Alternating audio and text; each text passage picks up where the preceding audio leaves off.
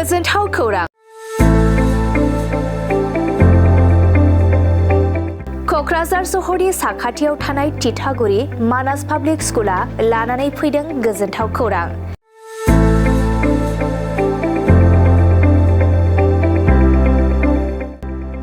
मानास public स्कुला गुन गोनां सोलोंथाइ बोसोरनि नार्सारिनिफ्राय थाखो 9 सिम फरायसा फरायसुलिफोरनि गोदानै 2026-27 मायथाइनि गोदानै मुं थिसननायनि खाबुफोर होगासिनो दं।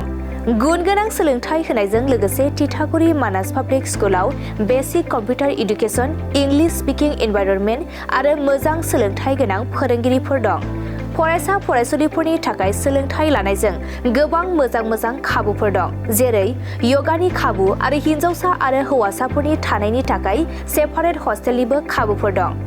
नोंथाङा आबुङै मिथिबावनो थाखाय थोंजोङै नैबे 600082383600048962 आरो 9101008849 जानबुं नम्बराव खौरां लाहरनो हागोन।